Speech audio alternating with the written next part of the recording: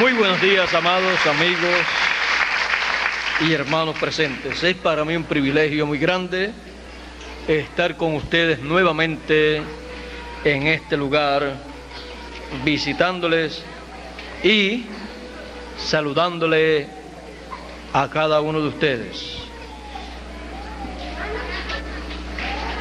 Viviendo en el tiempo en que estamos, nos enfrentamos a una realidad, a la realidad de lo que somos, a la realidad de lo que es el ser humano en este planeta Tierra. Y viendo la realidad del ser humano en este planeta Tierra, encontramos dos pueblos, judíos y gentiles. Y nosotros, viviendo en medio del pueblo gentil, encontramos nuestra posición en un programa que la raza humana ignora, pero que es dado a conocer en la Escritura. Leyendo acerca de estos dos pueblos, acerca del misterio de estos dos pueblos, dice San Pablo a los Gálatas, en el capítulo 4 y verso 22 en adelante, dice: porque escrito está que Abraham tuvo dos hijos, uno de la sierva, el otro de la libre. Mas el de la sierva nació según la carne, pero el de la libre nació por la promesa, las cuales cosas son dichas por alegoría, porque estas mujeres son los dos pactos, el uno ciertamente del monte Sinaí, el cual engendró para servidumbre, que es Agar. Porque Agar o Sinaí es un monte de Arabia, el cual es conjunto a la que ahora es Jerusalén, la cual sirve con sus hijos. Mas la Jerusalén de arriba es libre, la cual es la madre de todos nosotros. Porque está escrito: alégrate, estéril, que no das a luz. Prorrumpe y clama la que no está de parto, porque más son los hijos de la dejada que de la que tiene marido. Así que, hermanos, nosotros como Isaac somos hijos de la promesa. Empero como entonces el que era engendrado según la carne perseguía al que había nacido según el Espíritu, así también ahora. Mas, ¿qué dice la Escritura? Echa fuera a la sierva y a su hijo, porque no será heredero el hijo de la sierva con el hijo de la libre. De manera, hermanos, que no somos hijos de la sierva, mas de la libre. El misterio de dos pueblos. Pueden tomar asiento si tienen la bondad.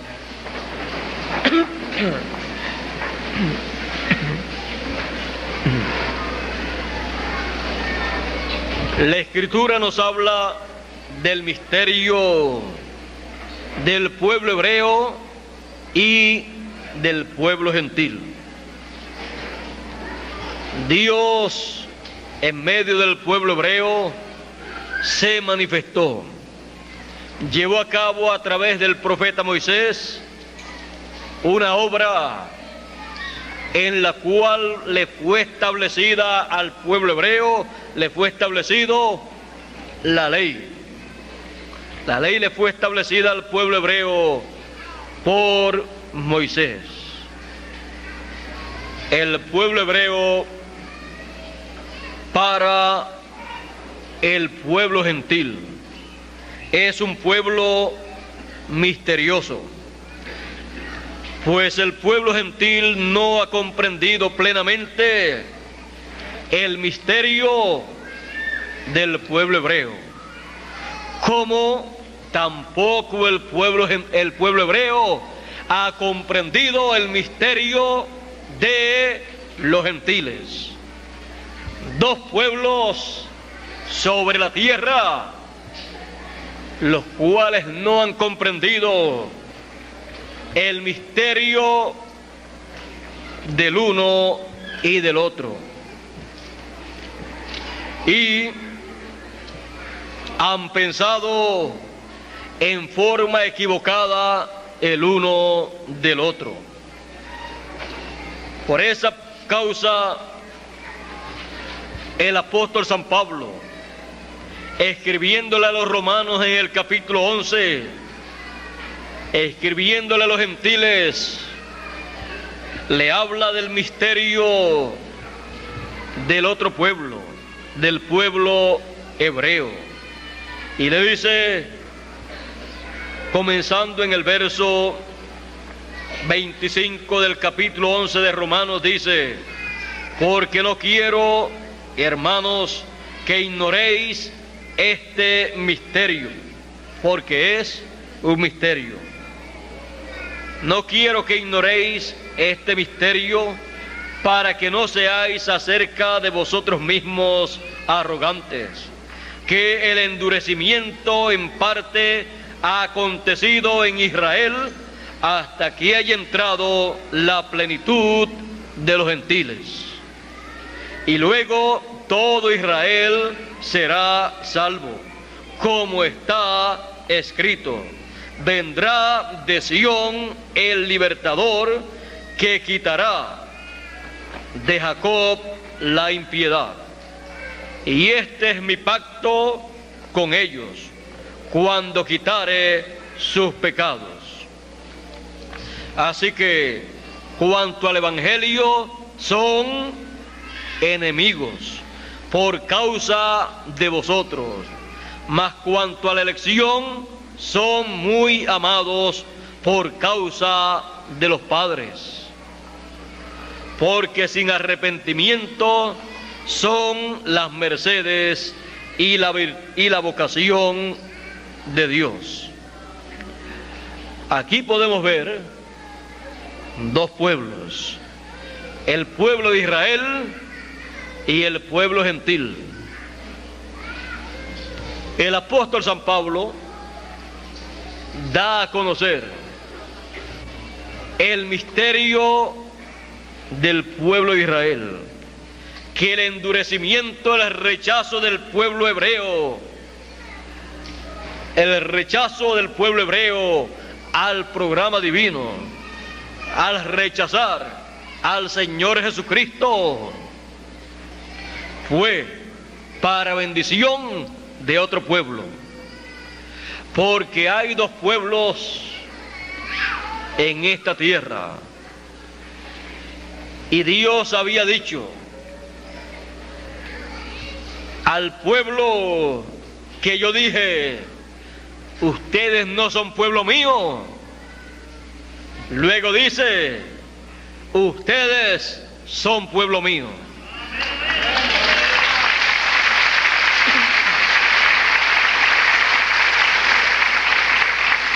Mientras Dios estaba tratando con el pueblo hebreo, el pueblo gentil no estaba como pueblo de Dios. Pero cuando Dios paró su trato con el pueblo hebreo, entonces, de medio del pueblo gentil, Dios ha estado llamando un pueblo para su nombre. De entre los gentiles ha estado llamando personas para formar el pueblo gentil, el pueblo escogido de Dios, de entre los gentiles para el nombre del Señor, para su nombre eterno.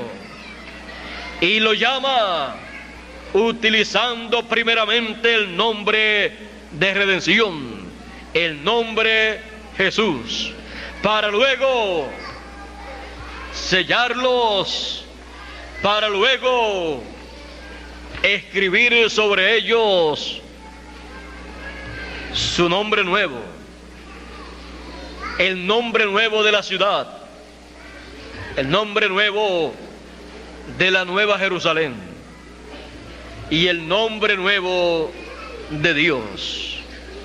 Los tres son el mismo nombre. Ese pueblo que él llama de entre los gentiles viene a ser un pueblo nuevo, un pueblo perteneciente a una nueva creación. Dios dice del pueblo hebreo que Él creó ese pueblo, lo formó, lo creó de la nada, porque no era pueblo, pero Dios le dijo a Abraham: tú serás padre de muchedumbre, de gente, de naciones. Y comenzó en Abraham. En Abraham estaban ambos pueblos, dos pueblos en un hombre, en Abraham. El pueblo hebreo vino según la carne. Por eso San Pablo dice que los hijos que vienen según la carne, representados en Agar y en su hijo Ismael, son aquellos que están sujetos a la ley, sujetos a la primera dispensación de la ley, la cual la recibieron en el monte Sinaí. Ellos son hijos de ese monte y perteneciendo a Agar, aunque aparentemente vienen por la línea de Sara,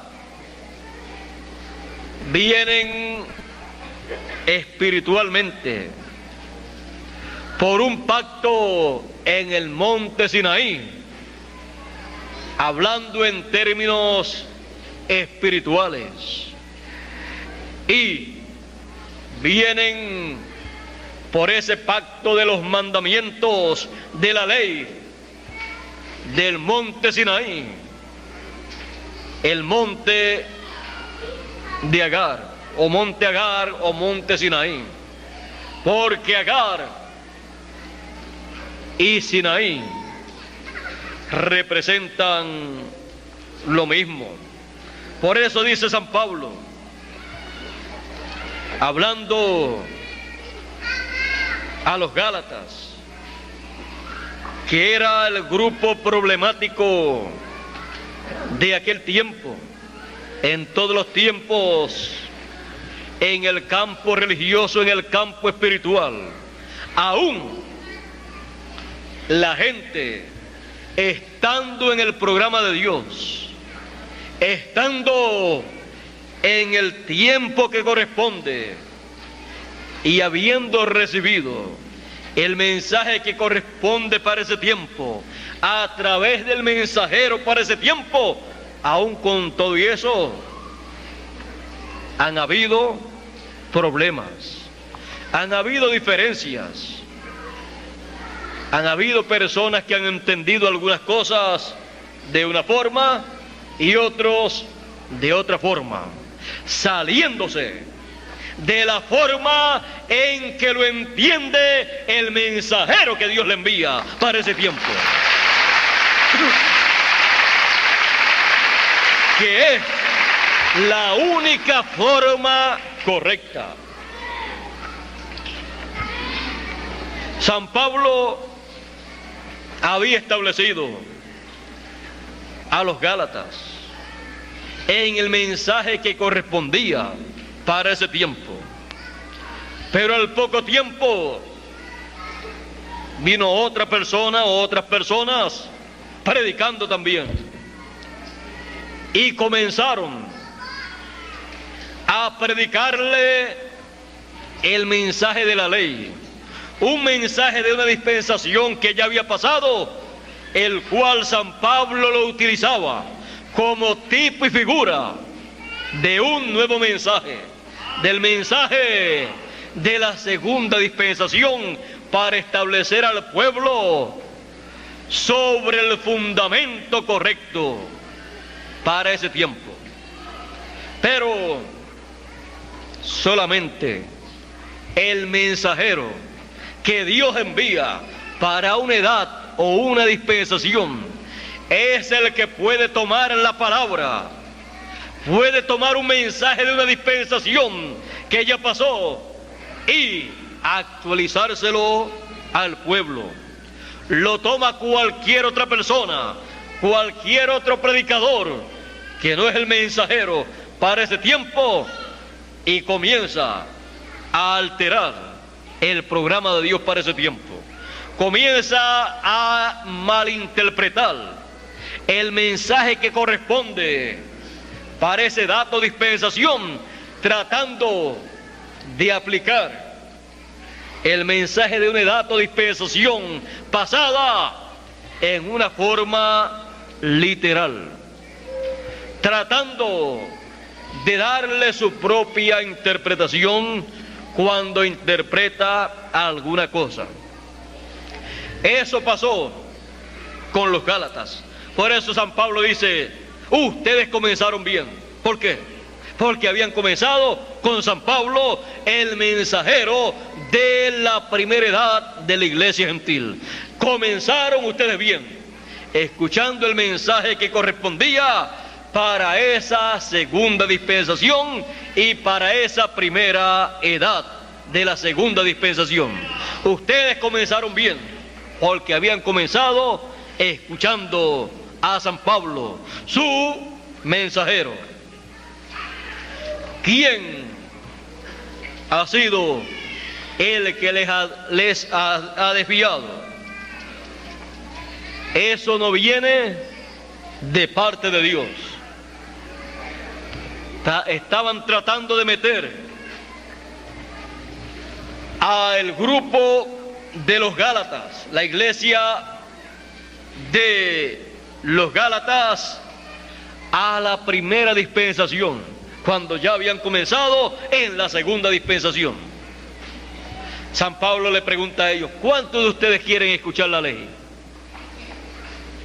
Porque cualquiera que es circuncidado está obligado a guardar toda la ley. Así es que, ¿quieren ustedes escuchar la ley? ¿Quieren ustedes estar en la ley? Así es la ley. Pero San Pablo estaba en la gracia, en el evangelio de la gracia, en el mensaje de la segunda dispensación, en donde el mensaje de la primera estaba actualizado, y San Pablo se lo actualizó a ellos. Las cosas que podía actualizarle para la segunda dispensación. San Pablo conocía lo que era una dispensación, conocía los cambios de dispensaciones, conocía los cambios de edades también. San Pablo, primeramente Saulo, había sido un perseguidor de la segunda dispensación y del mensajero de la segunda dispensación, o sea, del Señor Jesucristo. Pero se encontró con el mensajero de la segunda dispensación en el camino a Damasco cuando perseguía a los creyentes de la segunda dispensación. Cuando se encontró con él, entonces pudo comprender. Y el mensajero de la segunda dispensación, Jesús de Nazaret, le dice o le pregunta: Saulo, Saulo, ¿por qué me persigues? Dura cosa te es dar coces contra los aguijones o contra el aguijón. Y comenzó a darle a conocer el propósito de su vida aquí en la tierra.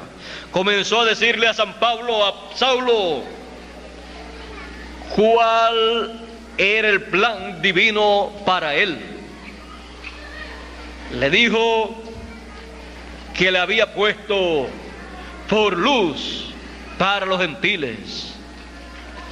Estaba dándole a conocer que le daba un mensaje para alumbrar la mente, el entendimiento y el corazón de otro pueblo,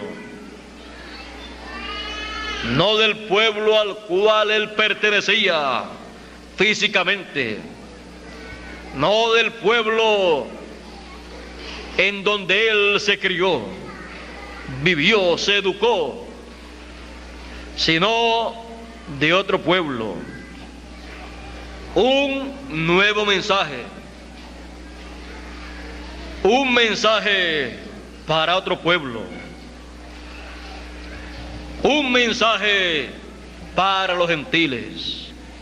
Por eso fue dicho: eres luz, te he puesto por luz para los gentiles. San Pablo tuvo un cambio muy grande.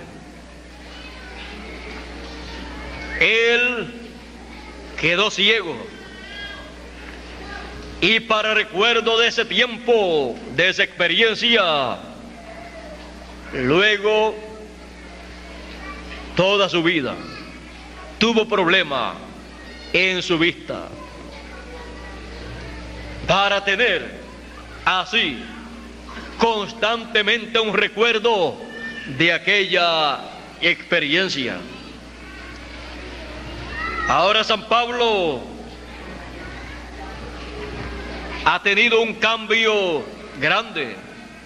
Saulo de Tarso, el perseguidor del cristianismo, se convierte en el mensajero del cristianismo más grande entre los gentiles, el cual estableció entre los gentiles la segunda dispensación.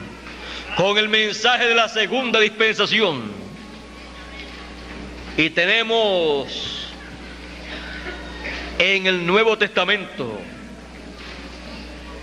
las cartas y las doctrinas paulinas sobre las cuales el cristianismo se ha basado. Vino a ser el mensajero más grande de entre los gentiles en su tiempo, y vino a ser la persona que separó esos dos pueblos, los separó en cuanto a el mensaje.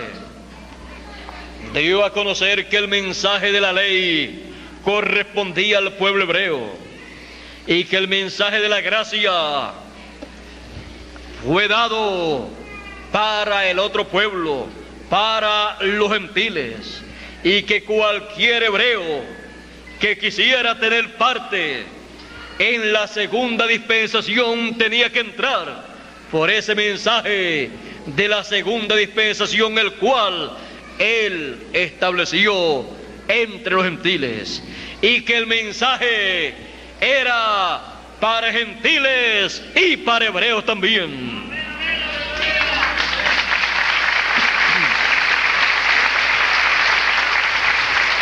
Y que los hebreos que vinieran al mensaje de la segunda dispensación no tenían que guardar el mensaje de la primera dispensación, porque se había llegado a una nueva dispensación con un nuevo mensaje.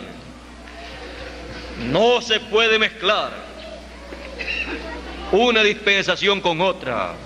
No se puede mezclar un mensaje de una dispensación con un mensaje de otra dispensación. No se puede traer un mensaje de una dispensación pasada a una nueva dispensación para ponerlo a funcionar como si se estuviera en la dispensación anterior. ¿Y para qué sirve un mensaje de una dispensación pasada? Sirve para verse el nuevo mensaje en tipos y figuras del mensaje que ya pasó. Así es que se usa el mensaje de una dispensación que ya pasó. Por eso San Pablo, tomando el mensaje de la dispensación de la ley, traía con esos tipos y figuras las cosas que correspondían a la nueva dispensación. Por eso podía tomar el Cordero del Antiguo Testamento y decir que Jesús de Nazaret era ese Cordero en una nueva dispensación. El primero que comenzó a visualizar claramente, a ver claramente el comienzo de una nueva dispensación, fue Juan el Bautista. Cuando vio a Jesús de Nazaret, él dijo: he aquí el Cordero de Dios que quita el pecado del mundo. Estaba viendo una nueva dispensación con un nuevo Cordero. Estaba actualizando el Cordero del Antiguo Testamento. Lo estaba actualizando con un hombre, Jesús de Nazaret. Pero Juan el Bautista no era un mensajero para una nueva dispensación, pero pudo ver el comienzo de una nueva dispensación y pudo ver cómo las cosas del Antiguo Testamento, de la primera dispensación, se iban materializando, tomando forma en una nueva dispensación con nuevos personajes. Y eso fue algo muy grande para Juan el Bautista. Juan el Bautista vino a ser el mensajero de las edades de la iglesia hebrea, el mensajero mayor, el profeta mayor. Y siendo el profeta mayor, vino a ser el precursor del Mesías, del mensajero dispensacional más grande que había aparecido en medio del pueblo hebreo. Uno como Moisés, porque Moisés fue mensajero dispensacional. Juan el Bautista fue mensajero de una edad. Jesús fue mensajero dispensacional. Tres grandes dispensaciones con tres grandes mensajeros dispensacionales. Los demás son mensajeros de edades, los cuales no pueden establecer, los cuales no pueden traer, comenzar, ni proclamar el mensaje dispensacional y hacer la obra dispensacional que solamente puede hacer un mensajero dispensacional. Una dispensación es 7 veces mayor que una edad.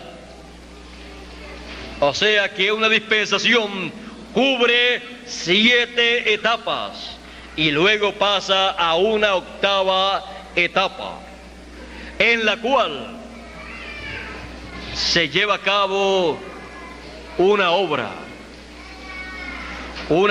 tan importante que da lugar a algo grande en el programa divino. Cuando se llega a una 8ª etapa, eso da lugar a las grandes promesas mesiánicas establecidas en la Escritura. Y en las grandes promesas mesiánicas está la venida del Hijo del Hombre. Está el llamado de los escogidos. Está la obra que corresponde a la venida del Hijo del Hombre en favor de los hijos de Dios. Está la obra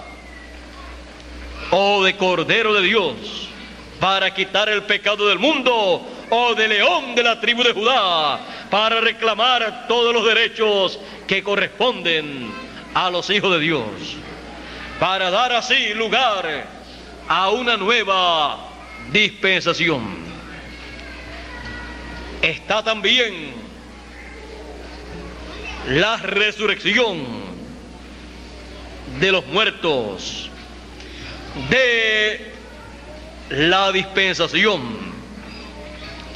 que ya ha concluido, y la transformación de los vivos de la dispensación que da comienzo.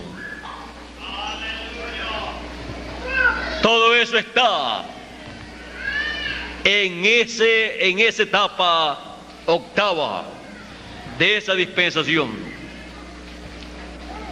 Por eso, cuando Jesús apareció sobre la tierra, Él apareció en medio del pueblo hebreo,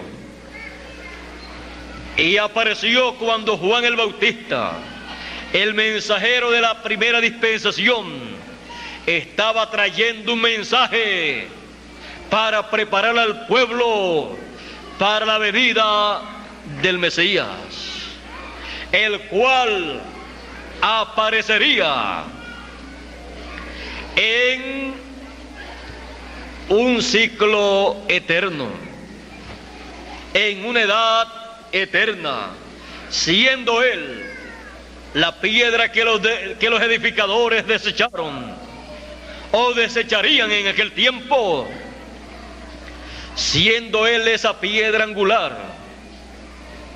Apareció y comenzó una nueva edad, una edad la cual daba comienzo a una nueva dispensación. Recordemos siempre que cuando se llega a la 8ª edad, esa 8ª edad de por sí es una nueva dispensación. Es una edad mesiánica en la cual las promesas mesiánicas se llevan a cabo, y el mensajero de la 7ª edad, Juan el Bautista, el precursor del que vendría después de él, en una nueva edad que de por sí sería una nueva dispensación, le preparó el camino a ese mensajero dispensacional, un mensajero de una edad preparándole el camino a un mensajero mayor, a un mensajero de una dispensación. Por eso Juan el Bautista decía: el que viene tras mí, después de mí, mayor que yo es, el cual yo no soy digno de desatar la correa de su calzado. Él hará las cosas que yo digo que Él va a hacer. Él dijo: yo soy la voz de uno que clama en el desierto. Ese es mi ministerio. Pero después de mí viene otro, porque después de la séptima edad de la iglesia hebrea vendría la edad de la piedra angular, la edad octava, la edad eterna, la edad del Hijo del Hombre. Por eso Jesús, cuando apareció en ese ciclo eterno. Todavía hay muchas personas que no saben eso. Todavía hay personas que mezclan todo y piensan que todo fue en un mismo tiempo. Aparentemente todo ocurrió en un mismo tiempo, pero en edades y dispensaciones diferentes, lo cual solamente lo pueden discernir los mensajeros que Dios envía para hacer ese trabajo, los cuales reciben la revelación divina de lo que son edades y dispensaciones, y mensajeros de edades y mensajeros de dispensaciones. Ahora vean ustedes a Jesús de Nazaret moviéndose en medio del pueblo hebreo, pero los líderes religiosos decían que Jesús no guardaba la ley, que Jesús quebrantaba la ley, y los discípulos de Jesús que también la quebrantaban.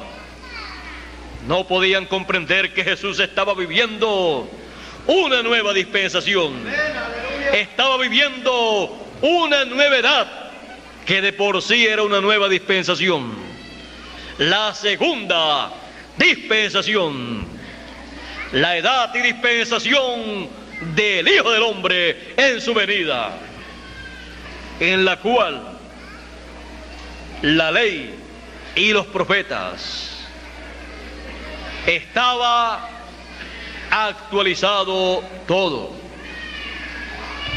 lo que la ley y los profetas decían, estaba siendo actualizado todo por el Señor Jesucristo,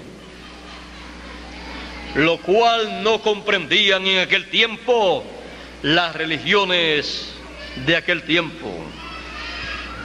El judaísmo, perteneciente a la primera dispensación, nada comprendía de lo que estaba pasando. Más bien decían de Jesús: este es un hombre comelón y bebedor de vino, un hombre que siempre está metido en cenas, fiestas, bodas. Allá lo invitaron a unas bodas en Caná y allí estaba metido, y le gustaba tanto la fiesta que se acabó el vino y se lo dijeron y lo multiplicó, convirtió el agua en vino y siguió la fiesta.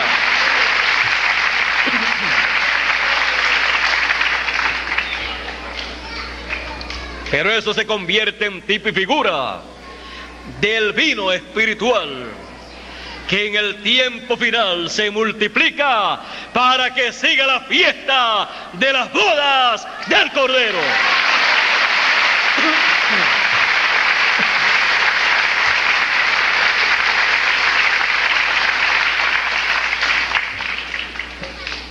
Porque en los profetas se refleja el programa divino, y Jesús, siendo profeta, en él se reflejó el programa divino que se llevaría a cabo, así como se reflejó también en otros profetas del Antiguo Testamento. Jesús sabía quién Él era. Él sabía en qué edad y dispensación estaba viviendo. Los demás no lo sabían. Juan el Bautista lo pudo vislumbrar cuando lo vio, pero en 6 meses de ministerio y un poquito retirado de Jesús, porque Juan el Bautista estaba predicando por un lado, y luego Jesús, cuando fue bautizado, comenzó después de su ayuno de 40 días, comenzó su ministerio. Por otro lado, Jesús comenzó la semana número 70, la primera parte, los primeros 3 años y medio, y no tenía que estar detrás de Juan preguntándole nada, no tenía que estar detrás de Juan dándole cuenta. Juan dijo de él: el que viene después de mí es mayor que yo. Así es que si alguien tenía que dar cuenta, era Juan a Jesús y no Jesús a Juan. Juan lo comprendía. Por eso cuando Jesús entró al agua para que Juan lo bautizara, le decía Juan a Jesús: yo tengo necesidad de ser bautizado por ti y tú vienes a mí para que yo te bautice. No, Jesús le dice: Juan, conviene que cumplamos tú y yo toda justicia. Así es que yo no te voy a bautizar a ti, tú me vas a bautizar a mí. Y así entonces lo hizo Juan. ¿Quién era el que estaba dando órdenes? Juan quiso darle órdenes a Jesús: tú me vas a bautizar a mí porque tú eres mayor que yo. Jesús le dijo: no, tú a mí me vas a bautizar, para que se cumpla toda justicia. No es asunto de gustos y de colores, sino de cumplir toda justicia conforme a la Escritura. Y entonces Juan, cuando Jesús le aplicó la palabra, entonces Juan lo bautizó. Así es que el menor bautizó al mayor. Así era la forma que tenía que cumplirse. Pero después que lo bautizó, lo vio en otra ocasión y le dijo a los discípulos: he aquí el Cordero de Dios que quita el pecado del mundo. Este es aquel del cual yo hablaba. Viene uno detrás de mí, después de mí, del cual yo no soy digno de desatar la correa de su calzado. Y cuando los discípulos, Juan, escuchó esto y otro de sus discípulos, entonces dijeron dentro de sí: ¿y qué hacemos entonces con Juan? ¿Qué vamos a hacer entonces siguiendo a Juan si hay uno mayor que Juan? ¿Qué vamos a hacer siguiendo a Juan y su mensaje si ya Juan y el mensaje de Juan nos mostró uno mayor que vendría y nos dijo: este es el hombre? No nos vamos a quedar aquí estancados. Y se fueron detrás de Jesús. Jesús, cuando los ve, les dice a ellos: ¿qué quieren ustedes? El Hijo del Hombre no tiene ni dónde recostar su cabeza.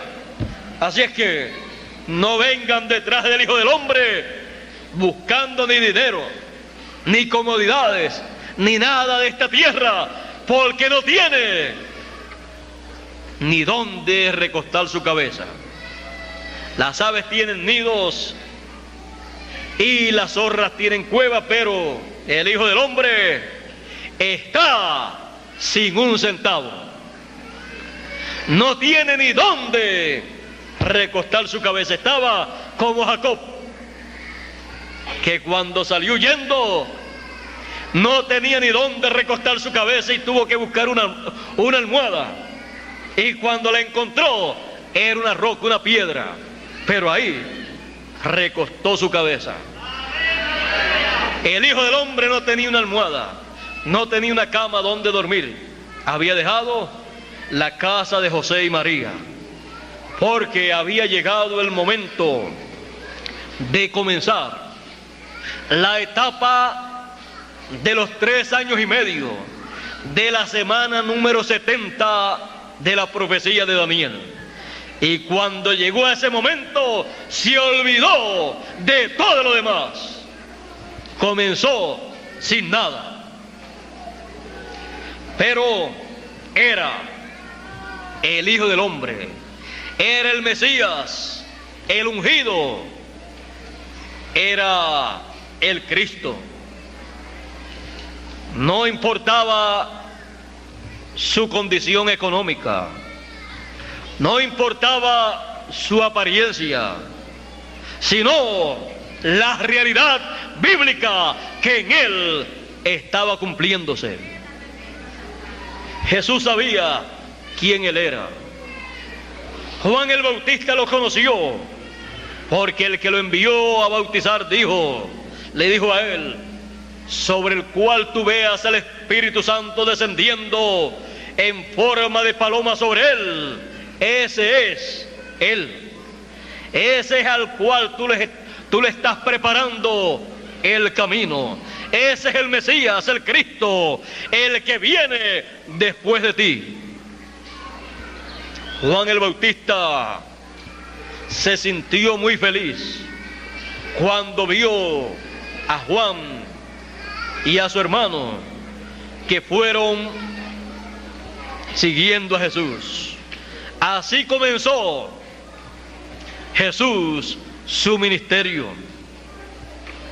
Ahora Jesús comenzó también a llamar a sus discípulos, a escoger a sus discípulos. A uno les decía: ven tú y sígueme. Y les dijo a sus discípulos: venid en pos de mí. A aquellos pescadores sencillos, humildes, que no tenían grados de teología, no tenían nada, y el Hijo del Hombre nada tenía tampoco, solo lo que estaba prometido para ese tiempo, pero no tenía educación teológica de los seminarios y de las universidades de aquel tiempo. Y le dice a aquellos pescadores: venid en pos de mí y yo os haré pescadores, pero de hombres. Yo les voy a actualizar vuestro trabajo.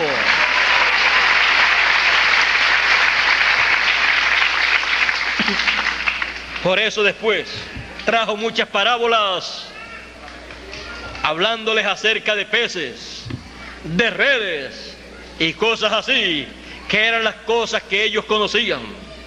De ahí los llamó Jesús y de esas cosas les hablaba: los misterios del reino de los cielos, utilizando las cosas que ellos ya conocían.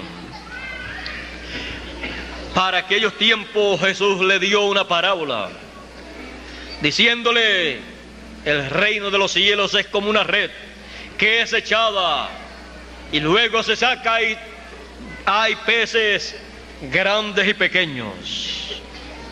Se toman los peces grandes y se echan los peces pequeños al agua de nuevo. Se echan todas las demás cosas que no son las cosas que se escogen en esa pesca para llevar a cabo la obra, el trabajo y recibir el beneficio de ese trabajo. Así será, dice el Señor, en el fin del tiempo. Él dice que en el fin del tiempo será así. Dice, así será al fin del siglo. Saldrán los ángeles y apartarán a los malos de entre los justos y los echarán a los malos en el horno de fuego. Allí será el lloro y el crujir de dientes. Lo mismo de la parábola del trigo y de la cizaña. Aquí lo vemos en la parábola de la red, hablando del fin del siglo. El ministerio de estos ángeles tendrá que ver con los malos y también con los buenos, porque será un ministerio para bendición de los escogidos y para traer el juicio, las plagas para los malos, para la cizaña. Aquí podemos ver cómo el Señor Jesucristo, estos misterios que corresponden a este tiempo final, los habló 2000 años atrás, aproximadamente, en una forma tan sencilla, utilizando una red, unos peces y unos pescadores. O sea, los que pescaban vienen a ser tipo y figura de los ángeles, el ministerio de los ángeles del Señor, el ministerio de los dos olivos, el ministerio de Moisés y Elías, que con gran voz de trompeta llama y junta a los peces buenos, llama y junta a todos los escogidos, y luego hará una labor con los peces malos, hará una labor con los malos, como dice el profeta Malaquías en el capítulo 4. He aquí viene el día ardiente como un horno, y todos los soberbios serán estopa, y aquel día que vendrá los abrazará, ha dicho Jehová de los ejércitos, y no les dejará ni raíz ni rama. ¿Ve usted la parábola de la red de los peces interpretada? Pero ¿qué de los escogidos? ¿Qué de los peces buenos? A los que temen mi nombre, más a los que temen mi nombre, nacerá el sol de justicia, y en sus alas traerá salud, salvación, traerá la resurrección de los muertos y la transformación de los vivos, bajo el ministerio de el Señor en su venida con sus ángeles, llamando y juntando a los escogidos a los peces buenos. Traerá la resurrección de los muertos y la transformación de los vivos. A los que temen mi nombre nacerá el sol de justicia, nacerá la segunda venida del Hijo del Hombre, y en sus alas, en el ministerio de Moisés y Elías, que son las alas del Señor en su segunda venida, traerá salvación, salud, porque en esas dos alas están representados los vivos y los muertos. Los muertos están representados en Moisés, que murió, pero en el monte de la transfiguración apareció de nuevo. Y en Elías, están representados los vivos, que serán transformados sin ver muerte, porque Elías no vio muerte, sino que fue raptado, arrebatado en un carro de fuego sin ver muerte. El ministerio de Elías representa a los escogidos que están vivos. Por eso, el ministerio de Elías, cuando estaba en su cuarta etapa, dijo: del occidente vendrá uno en un caballo blanco. Recorreremos ese camino, esa senda, una vez más, nuevamente. Elías dice que recorrerá nuevamente el camino ministerial. Estaba el ministerio, el espíritu y virtud de Elías manifestado por cuarta vez, y dice que se manifestará por quinta vez con un ministerio que viene del occidente cabalgando sobre un caballo blanco. El otro ministerio prometido es el ministerio de Elías. El otro ministerio es el ministerio de Moisés. El ministerio de Moisés por segunda vez cabalgará, ministrará en este planeta Tierra, y lo acompañará por quinta vez el ministerio de Elías. El ministerio de Elías, por quinta vez manifestado, acompañará al ministerio de Moisés y será recorrido el camino ministerial profético en beneficio de todos los escogidos, para traer la resurrección de los muertos y la transformación de los vivos. Será recorrido el ministerio profético nuevamente para de la red sacar los peces buenos, los peces que serán los escogidos, y para echar fuera los peces malos, representando así a los escogidos, los hijos de Dios, los peces buenos, y los peces malos a los hijos del mundo. Esto acontecerá en el tiempo final, conforme a ese programa. Todo esto ha sido mostrado en las parábolas de Jesús, ha sido mostrado también en los mensajes de los profetas del Antiguo Testamento.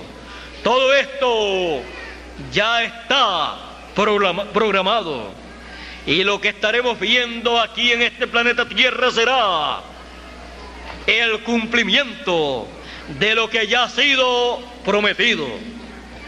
Todo está ordenado, todo estará moviéndose conforme a la Escritura.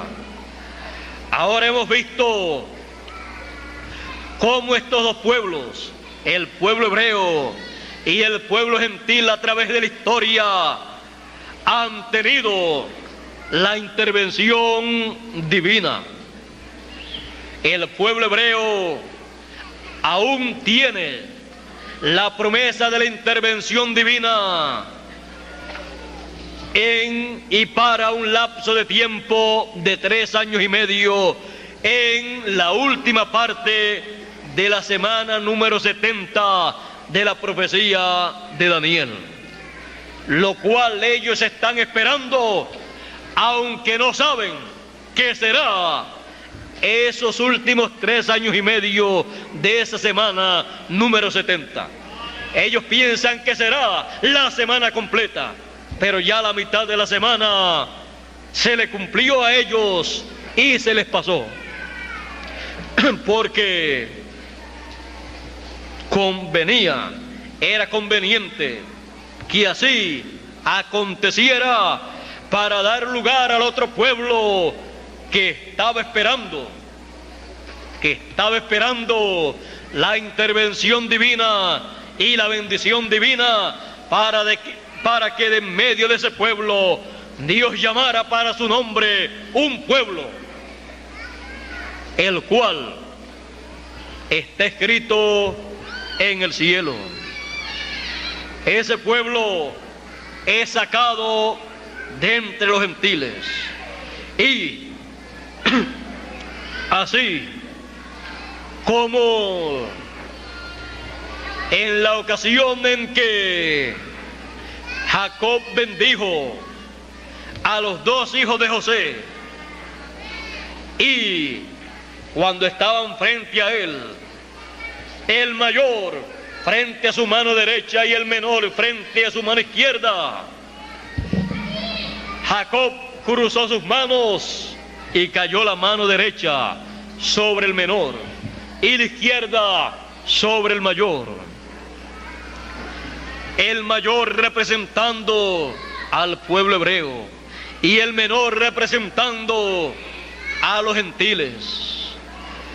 La bendición del primogénito, de la primogenitura, cayó sobre el menor. Jacob dijo: yo sé que lo estoy haciendo mal, aparentemente. Yo sé que la bendición de la primogenitura corresponde al mayor, y yo estoy colocando mi mano derecha para dar la bendición de la primogenitura sobre el menor. Lo estoy haciendo mal, aparentemente. Pero aún lo que un profeta aparentemente hace mal, en el programa divino, si es algo que tiene que ver con el programa divino, lo está haciendo muy bien para dar lugar a que Dios haga lo que Él tiene planeado. José le dijo: papá, este es el mayor y este es el menor. Tu mano tiene que estar sobre el mayor, la mano derecha, y tu izquierda sobre el menor. Su hijo quería corregirle a su padre. Los dos eran profetas, pero al que le tocaba echar la bendición era a el padre de José y no a José. Si José la llega a echar, echa la bendición sobre el mayor. Pero José pensaba: ya papá está muy ancianito, ya está por morir, y como antes de morir hay que echar la bendición sobre los hijos, papá, como ya está en esa edad, ya pues no, quizás no se le olvidan las cosas y yo lo voy a ayudar. Y como que un profeta como que no puede ayudar a otro profeta. Cada uno tiene que hacer su parte en la forma en que Dios quiera que la haga. Y el uno no puede corregir ni llamarle la atención al otro. Cada uno tiene su parte en el programa divino. José quería corregir a su padre, que era profeta también, pero no fue permitido. Jacob dijo: Dios ha cruzado mis manos, así es que déjalas quietecitas ahí, porque la bendición viene en esta forma.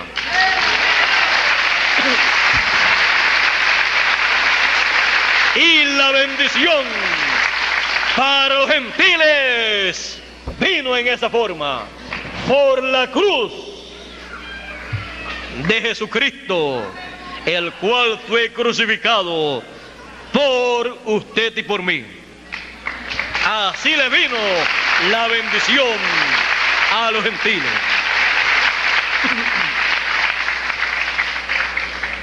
Ahora pueden ver que el mayor,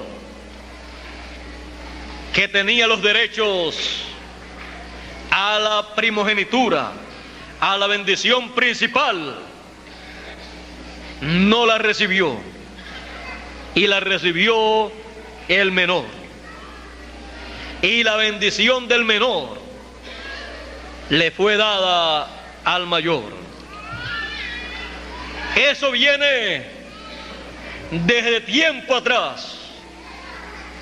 La bendición del mayor pasando al menor. ¿Recuerdan ustedes el caso de Jacob? Vino a hacer lo mismo que él logró que ocurriera con él. Como con él aconteció así, él recibió la bendición del mayor. Ahora en esta ocasión, cuando va a bendecir a los hijos de José, le echa también la bendición mayor al menor. Jacob, desde el vientre de su madre, luchó por la bendición de la primogenitura. En el vientre de su madre estaba su hermano Esaú, y allá en el vientre de su madre tenían una lucha, una pelea. Y la pelea, la lucha era por la primogenitura. No crean que era por otra cosa. En la lucha, uno tenía que nacer primero y el otro después. Iba a nacer primero el que estuviera en la posición correcta para nacer primero, y el otro nacería después. Ahora recordemos que Jacob es un hombre positivo, que no se da por vencido, aunque la primera batalla la pierda. Perder una batalla no es perder una guerra. La primera batalla en el vientre de su madre podemos ver que la perdió, porque en ese brincoteo que tenían ahí, su hermano cayó en la posición de nacer primero y él quedó a lo último.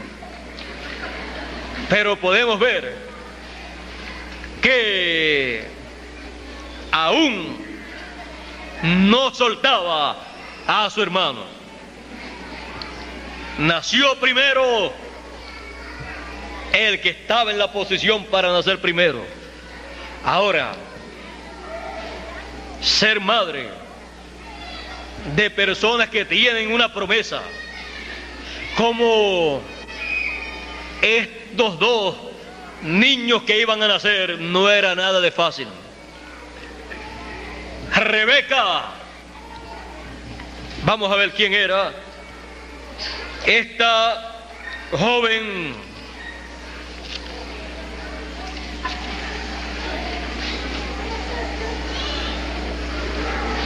Rebeca tenía una batalla dentro de ella. Ella no lo comprendía. Estaba ella muy preocupada por lo que estaba aconteciendo dentro de ella. Ella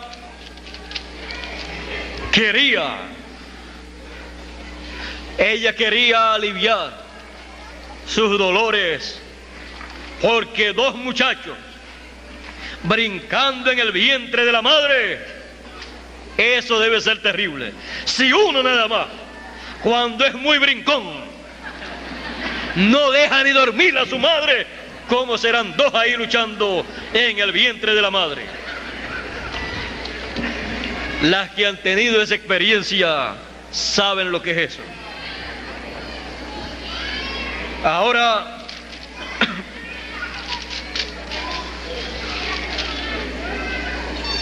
veamos aquí. Dice en Génesis 25, verso 21 en adelante, verso 20 en adelante dice: y era Isaac de 40 años cuando tomó por mujer a Rebeca. Era Rebeca, hija de Betuel, arameo de Padán Aram, hermana de Labán, arameo. Y oró Isaac a Jehová por su mujer, que era estéril. Y aceptólo Jehová, y concibió Rebeca su mujer.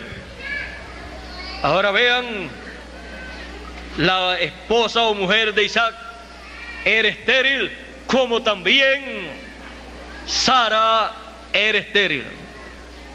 Bueno, si Isaac nació de una mujer estéril y Dios le abrió la matriz, ahora se tropieza con que su esposa es estéril también. Y oró a Dios como Abraham oró a Dios. Y Dios escuchó su oración. Y concibió Rebeca. Y los hijos se combatían dentro de ella. Y dijo: si es así, después que quería un niño, ahora cuando tiene dos, como que en ella se le estaba cumpliendo algo ahí. Ahora tiene dos niños, quería uno y ahora tiene dos. Y después que quería tener niños, ahora dice: si es así, o sea, si esto es así, ¿para qué vivo yo? Y fue a consultar a Jehová. Y respondióle Jehová: dos gentes hay en tu seno, y dos pueblos serán divididos desde tus entrañas. Y un pueblo será más fuerte que el otro pueblo, y el mayor servirá al menor. Ya desde el vientre de su madre, ya estaba todo por Dios preparado. Por eso dice la Escritura que Jacob, de Jacob y Esaú, que Dios dijo, aún sin hacer ni bien ni mal, porque no habían nacido, aunque estaban peleando dentro del vientre, pero era una pelea, una lucha por nacer primero. Dice Dios: a Jacob amé y a Esaú aborrecí. Dios sabe por qué habla en esa forma. Ahora dice: el mayor servirá al menor. Y dice que hay dentro de ella, de Rebeca, dos pueblos ahí luchando. Dos pueblos representados en dos criaturas que estaban en el vientre de Rebeca. Y como se cumplieron sus días para dar a luz, he aquí mellizos en su vientre. Y salió el primero rubio y todo velludo como una pelliza, y llamaron su nombre Esaú.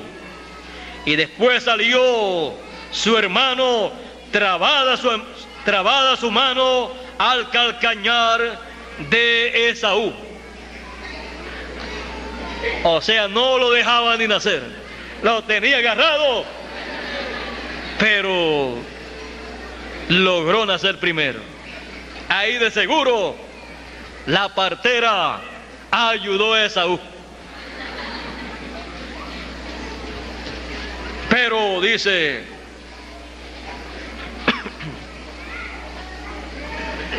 y fue llamado su nombre, y después salió su hermano, trabada su mano al calcañar de Esaú, y fue llamado su nombre Jacob. Y era Isaac de edad de 60 años cuando ella los engendró.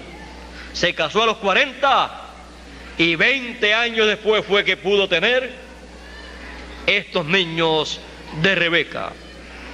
Bueno, Abraham esperó más para tener a Isaac. Así es que podemos ver que Jacob, la primer batalla, la primer lucha, la perdió aparentemente. Luego siguió luchando por la primogenitura. Y ya ustedes saben la historia de Jacob. Esaú no se dio cuenta que para ese muchacho luchar con él y obtener la primogenitura, no se dio cuenta que el nombre que llevaba le ayudaba. Le ayudaba ese nombre para hacer todas las cosas que tenía que hacer y lograr éxito en lo que se proponía. Negoció con Esaú, le compró la primogenitura por comida y después luchó para que su padre le echara la bendición del primogénito y lo logró también. Negoció con su suegro y también ganó. Su suegro creía que le iba a ganar todas las luchas, pero Jacob era Jacob. Así es que negoció en cuanto a las ovejas, y el padre de el hermano de Rebeca, pues era el tío de Jacob, y vino a ser también luego el suegro. Bueno, quiso negociar con el sobrino y el sobrino se le convirtió en yerno, y luego también se le convirtió en una persona más rica que el mismo suegro. Usted puede ver que Jacob usaba muchas mañas. Cuando el suegro le decía: las ovejas que nazcan listadas son las tuyas y las mías son las que no tienen listas, Jacob decía: pero si todas las que nacen sin lista y 2 o 3 así salen manchaditas, ¿cómo vamos a hacer para que le salgan unas pecas de esas bien largas a las ovejas, para que así pues yo pueda obtener un buen rebaño de ovejas? Bueno, allá se las inventó con unas varas de álamo, las colocó en las aguas donde iban a tomar agua las ovejas, y cuando estaban tomando agua, las que estaban con ya criaturas dentro, ya tenían sus ovejitas dentro, y ya pues dentro de poco tiempo iban a parir. Cuando se le cumpliera su tiempo, pues cuando Jacob llevaba esas ovejas que él sabía que estaban en estado de embarazo, cuando las llevaba al agua y estaban esas varas listadas así, como él quería que salieran las ovejas, él, siendo profeta, reflejó en esas varas de álamos las listas que él quería que tuvieran las ovejas, las colocó en las varas de álamo, y entonces cuando estaban tomando agua y viendo esas varas de álamo ahí en el agua, y que se reflejaban en el agua y ellas las podían ver también, las asustaba. Y cuando las asustaba, ahí se manchaban esas ovejitas que estaban dentro de sus madres, y eso era toda la técnica que él utilizaba. Y como dicen algunos, más vale maña que fuerza.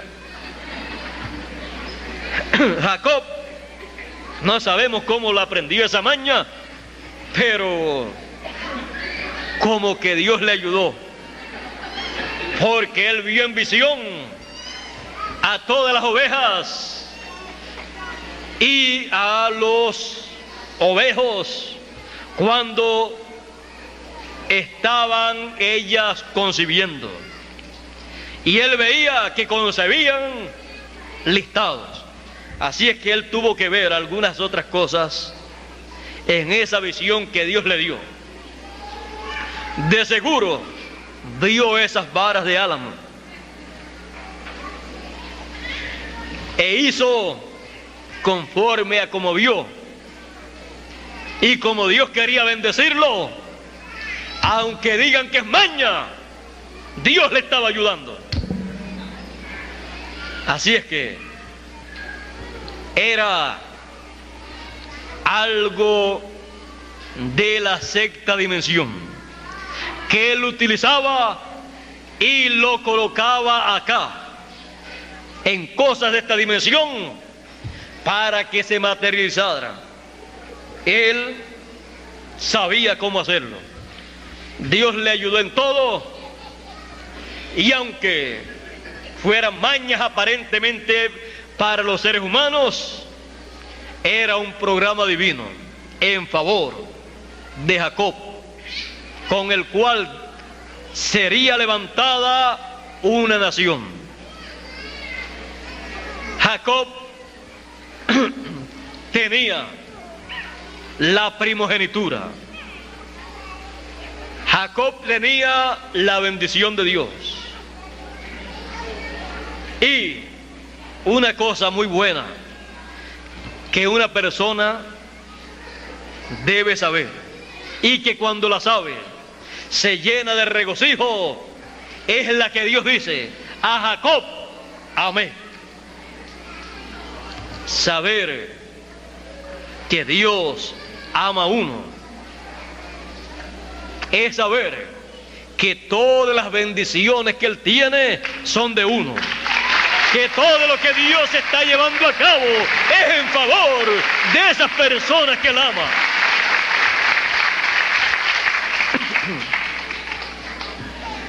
Dios estaba en favor de Jacob. Jacob, un hombre positivo, luchador, aún cuando ya regresaba a su tierra con sus 12 hijos, uno lo llevaba que nadie lo veía, lo llevaba en el vientre de Raquel, porque ese tenía que nacer en la tierra de la promesa, en la tierra prometida, el último de los hijos de Jacob, Benjamín, porque el Benjamín es el último. El Benjamín tenía que nacer en la tierra prometida, el único.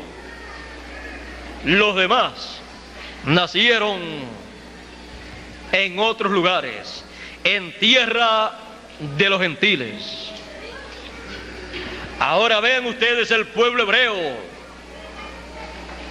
El pueblo hebreo, el 90 y pico % nació entre los gentiles.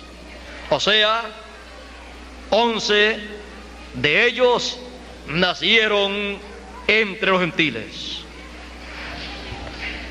Y uno, Benjamín, en la tierra prometida, cerca de Belén. Con el nacimiento de Benjamín murió su madre. Fue un parto difícil. Muchas personas piensan que una madre que vaya a tener un hijo que tenga un propósito grande en el programa divino, todo le va a ir muy bien. Pero vemos que no es así. Vimos a Rebeca con 2 muchachos luchando en su vientre. Tuvo 9 meses bien difíciles. Una mala barriga tan y tan grande, tan y tan fuerte, que ella ni quería vivir. Y aquí Raquel, trayendo a su último hijo, muere dando a luz a su hijo. Ella le puso un nombre y su padre le puso otro. Su padre le puso Benjamín y su madre le puso por nombre Benoni. Así es que el último hijo de Jacob, naciendo en la tierra de Israel, el Benjamín de Jacob, el Benjamín de Israel, porque él sería el que recibiría la doble porción de su hermano José. Tenemos el Israel terrenal y la Jerusalén terrenal, y tenemos el Israel celestial, la Jerusalén celestial. De el Israel y la Jerusalén celestial saldrá el Benjamín que tendrá la doble porción para traer al pueblo gentil y al pueblo hebreo la bendición prometida para el tiempo final. Será el Benjamín el último que él enviará. Será por el cual José se dará a conocer a sus hermanos. José se dio a conocer a sus hermanos cuando vio al Benjamín, a su hermano, y nuestro José, el Señor, se dará a conocer en su segunda venida a Israel cuando vea a el Benjamín prometido que estará en la tierra, al cual José, como José allá le dio la doble porción en aquella cena, nuestro José le dará la doble porción ministerial en la gran cena del Cordero. Le dará esa doble porción ministerial y se dará a conocer a 144,000 hebreos de las 12 tribus de Israel.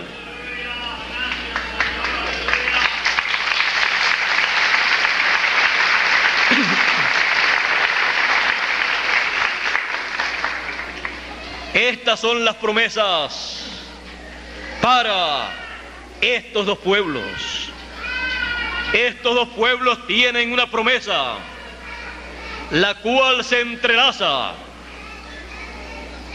en medio de esos dos pueblos.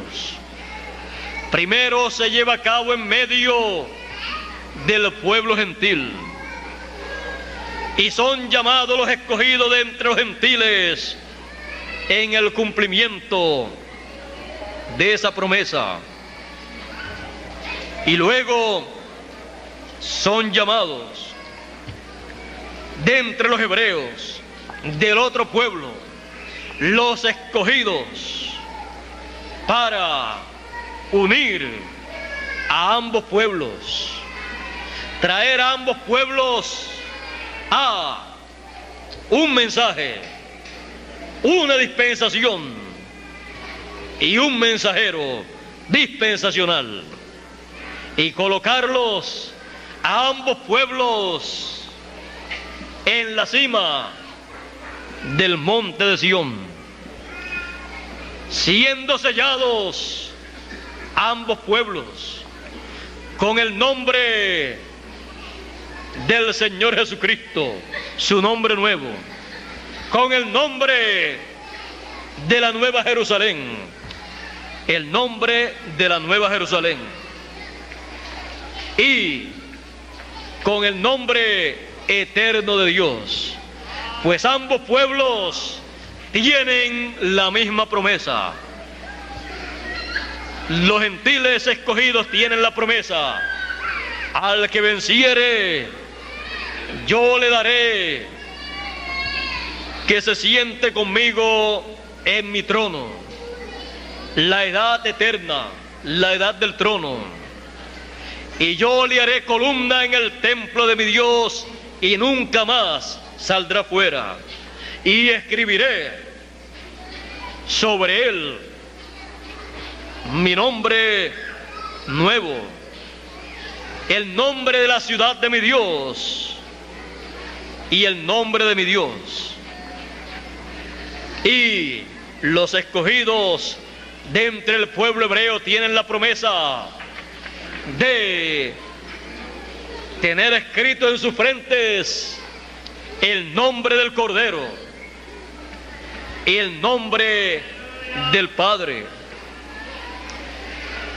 Dos pueblos que en el tiempo final se entrelazan el uno con el otro en la promesa del fin del tiempo, y reciben el conocimiento del programa divino que Él está llevando a cabo en este tiempo, y así entonces comprenden lo que aconteció en el pasado a través de la historia de estos dos pueblos.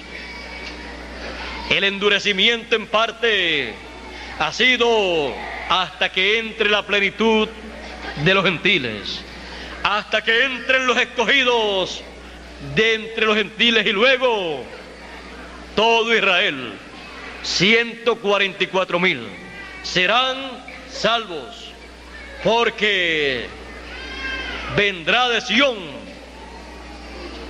el libertador. El libertador en su segunda venida viene a Sión, a los escogidos de entre los gentiles, y luego para ir al pueblo hebreo, ya estando entre los gentiles en el cumplimiento de su venida en Sión, entonces va de Sión a los 144,000. ¿Para qué? Para buscarlos, sellarlos y colocarlos en Sión. Por eso dice: y vi sobre el monte de Sión al Cordero con 144,000 que tenían su nombre, el nombre del Cordero y el nombre de su Padre, porque es en el monte de Sión la edad eterna, la edad de la piedra angular, la etapa octava, la tercera dispensación. Es el lugar en donde son sellados en sus frentes todos los escogidos. Ese es el lugar en donde son llamados y recogidos, juntados todos los escogidos. Y lo hace un mensajero dispensacional, que aparece con gran voz de trompeta, con el doble ministerio, con la doble porción ministerial del ministerio profético final, con el ministerio profético del Benjamín, de los profetas, con la doble porción ministerial, llamando con gran voz de trompeta a todos los escogidos y colocándolos sobre el monte de Sión, sobre la última etapa, la etapa eterna de el cuerpo místico del Señor.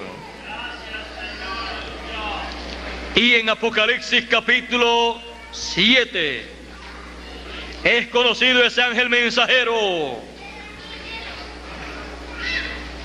Capítulo 7 y verso 2 en adelante dice: y vi a otro ángel que subía del nacimiento del sol. Aquí está identificado el lugar, el área de donde sube en su ministerio este ángel mensajero, en donde se levanta con ese ministerio ese ángel mensajero, de donde nace el sol. A los que temen mi nombre nacerá el sol de justicia, de donde cumple Dios la segunda venida del Hijo del Hombre. Como el sol de justicia, de ahí se levanta ese ángel mensajero con ese ministerio para ir al pueblo hebreo. Dice: teniendo el sello del Dios vivo. Nadie más tendrá el sello del Dios vivo, solamente el ángel mensajero que sube de donde nace el sol, de donde cumple el Señor su segunda venida. De ahí se levanta ese ángel mensajero en su ministerio final, en el último ministerio de Dios, con el sello del Dios vivo. Ninguna persona puede ser sellado con el sello del Dios vivo, a menos que no sea por ese ángel y bajo ese ministerio y bajo el llamado de ese ángel mensajero, escuchando y recibiendo de todo corazón su mensaje. Cuando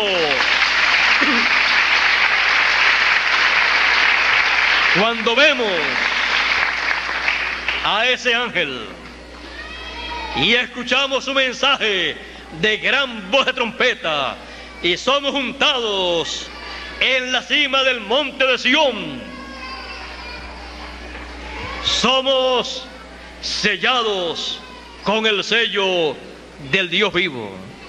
Y luego que todo eso ocurre, descubrimos que hemos sido sellados con el sello del Dios vivo, porque para eso es que le envía ese ángel mensajero, para llamar con gran voz de trompeta a todos los escogidos, colocarlos sobre el monte de Sión y sellarlos con el sello del Dios vivo.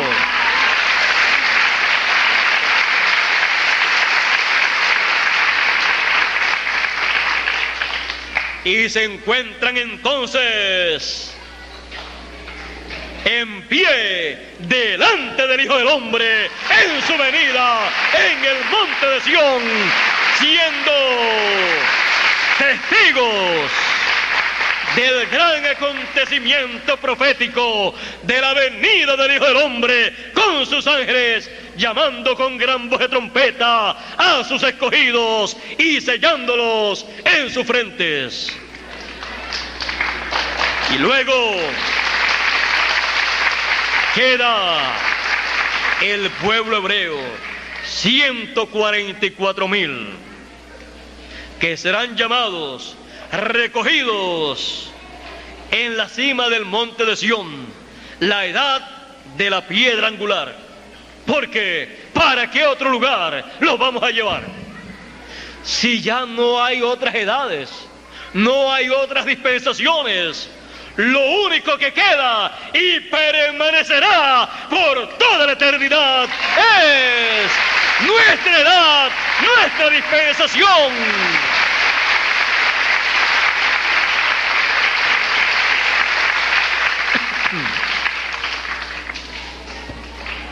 Nos vamos a traer para nuestra edad, para nuestra dispensación, 144,000 hebreos, 12,000 de cada tribu, a su tiempo.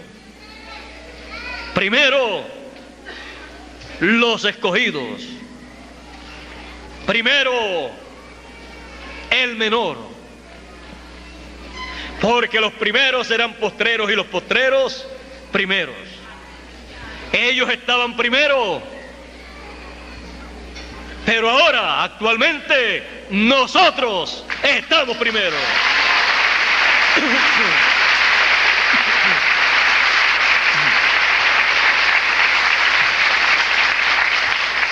Porque la bendición cayó sobre el menor, sobre el último. Y la bendición que nos ha tocado,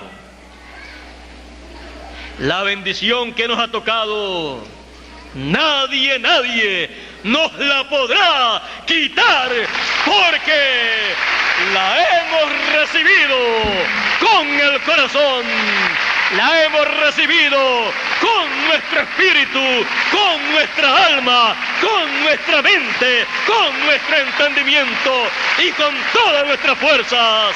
Y Dios nos ha dado esa bendición.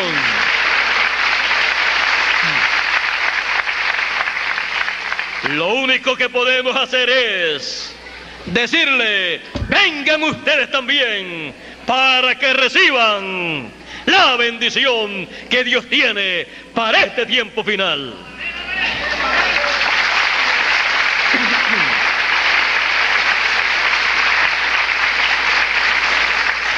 Tenemos la bendición del mayor, la bendición de la primogenitura, lo más grande, la bendición más grande que un ser humano y que un pueblo puede tener. Con esa bendición de la primogenitura, todo es nuestro, herederos de Dios y coherederos con Cristo Jesús, Señor nuestro.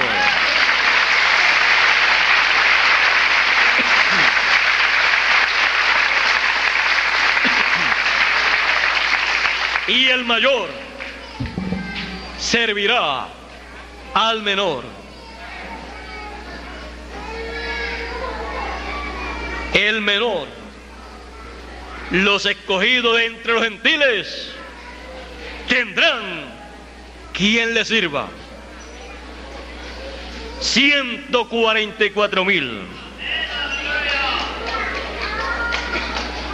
para aquí en la tierra, durante el milenio y durante la eternidad, tener a través de quien llevar a cabo un sinnúmero de cosas que los escogidos de entre los gentiles tienen que llevar a cabo. Y principalmente los escogidos de este tiempo final, porque si surgen en este tiempo, el llamado si surge para los hebreos, para 144,000, en el tiempo final, a los escogidos de entre los gentiles del tiempo final, será a los que más le tendrán que servir, los siervos que estarán sirviéndole a los escogidos, que son el menor, pero con la bendición del mayor, con la bendición de la primogenitura. Así es que a los escogidos del tiempo final les servirán 144,000, 12,000 de cada tribu de los hijos de Israel, porque ellos recibirán la bendición de manos de los escogidos del tiempo final, los escogidos del principio en las edades de la iglesia gentil. En la primera edad quisieron compartir la bendición con Israel, pero Israel no pudo comprender. Los de la segunda edad también, los de la tercera también, todos quisieron compartir la bendición divina con el pueblo hebreo, pero ellos no la recibían y no era el tiempo para eso tampoco. Aún el séptimo mensajero quiso compartir la bendición de la edad séptima y no le fue permitido. Quiso compartir con ellos ese ministerio en su cuarta etapa, el ministerio de Elías, y no le fue permitido. ¿A dónde los hubiera llevado? A la séptima edad de la iglesia gentil. Y ellos están diseñados para llegar a una edad eterna. Están diseñados para llegar a la cima del monte de Sión, a la edad eterna de la piedra angular. Solamente habrá un mensajero con esa doble porción ministerial de Elías por quinta vez y de Moisés por segunda vez, con un mensaje eterno, con un mensaje dispensacional que podrá llamarlos y ellos responder a ese llamado de Dios en el tiempo final y ellos ser sellados con el sello del Dios vivo. Que esperen un poquito, esperen un poquito hasta que se concluya una labor que se está llevando a cabo en el otro pueblo, en el pueblo gentil, de donde Dios en este tiempo final llama a sus últimos escogidos de entre los gentiles, tomando así de entre los gentiles los últimos escogidos para formar el pueblo de Dios, el pueblo celestial, con una ciudadanía del cielo, pertenecientes a la Jerusalén celestial, porque el pueblo que él llama de entre los gentiles para su nombre, teniendo la bendición del primogénito, pertenece al cielo, aunque viva en esta tierra. Es de una ciudad celestial, por eso recibe un mensaje celestial y un mensajero celestial. Y cuando decimos un mensajero celestial, nos referimos a un hombre con un mensaje del cielo, con un mensaje de una ciudad celestial, no un mensaje terrenal.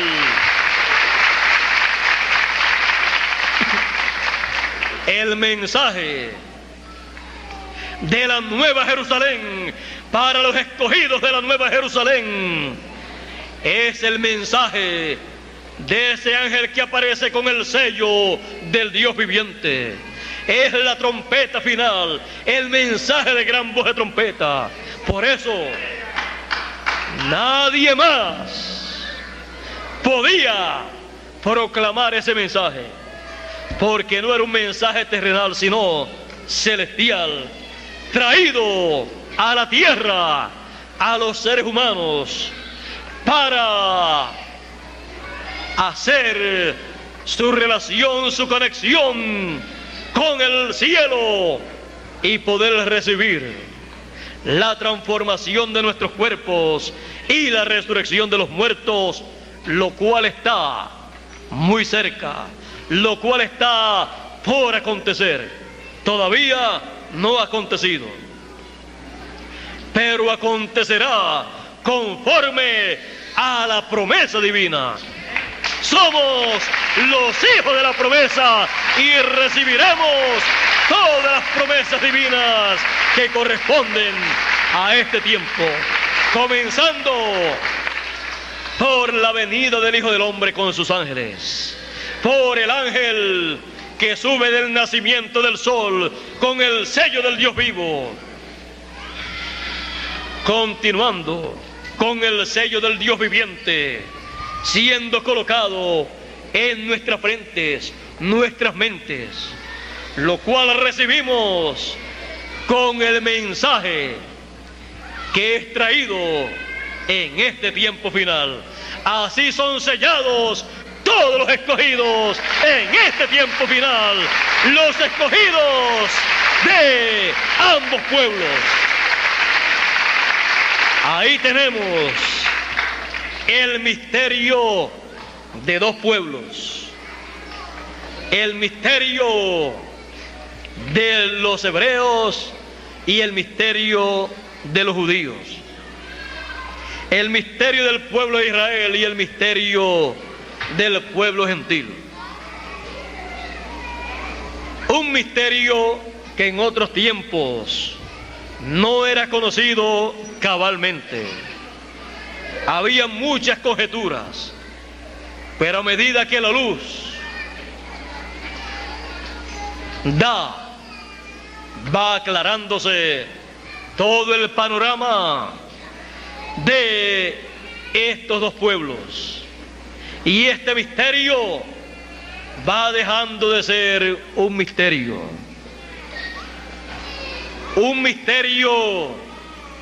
abierto al público, deja de ser un misterio, viene a ser una revelación de algo que estaba oculto de la mente, del entendimiento de los seres humanos.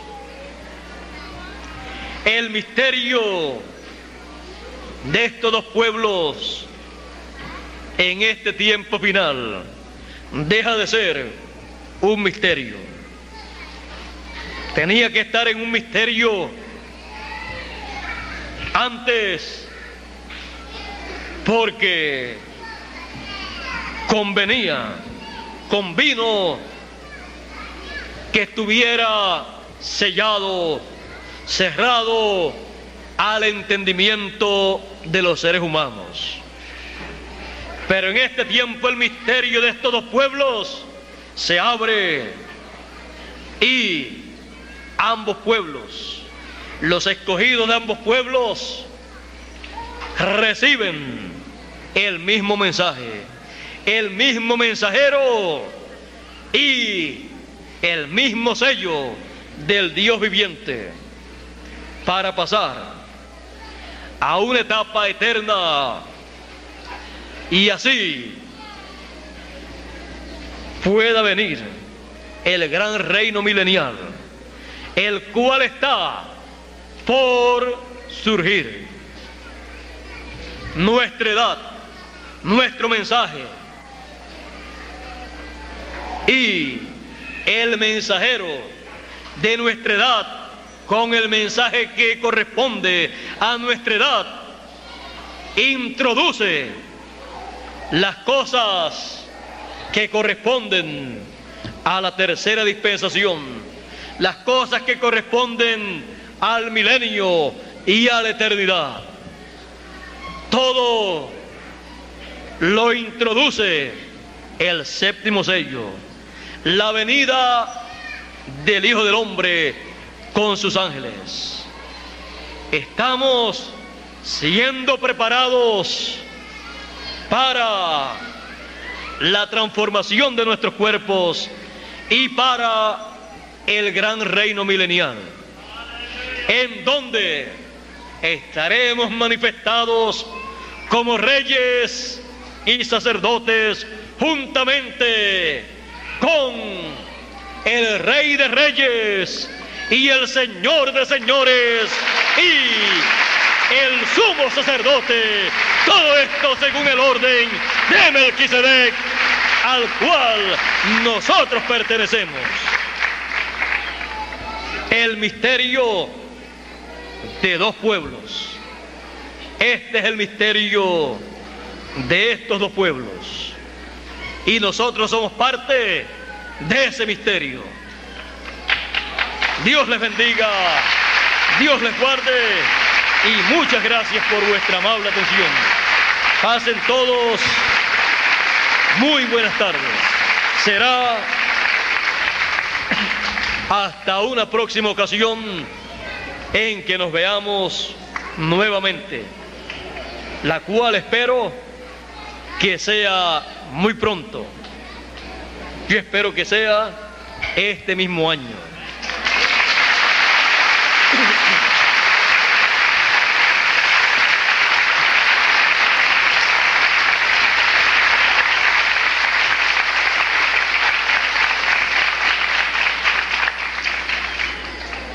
Ya sea que estemos en estos cuerpos o en cuerpos ya transformados.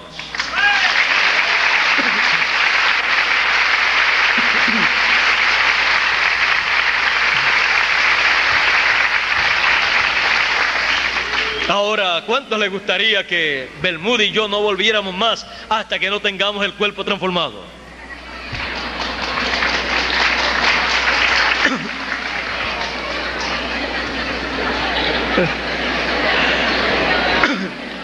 Como que casi todos supieron lo que yo les dije. Porque si no querían vernos de nuevo, vernos más hasta que no tuviéramos el cuerpo transformado, pues no teníamos que volver para acá hasta la transformación. Pero parece que vamos a tener que volver de nuevo, aunque sea en estos cuerpos mortales y corruptibles. Así es que nos vemos muy pronto nuevamente aquí en Monterrey. Bueno, con ustedes, nuestro hermano y nuestro amigo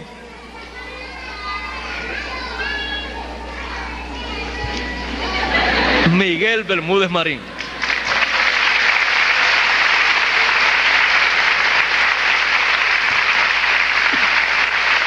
Dios les bendiga y Dios les guarde.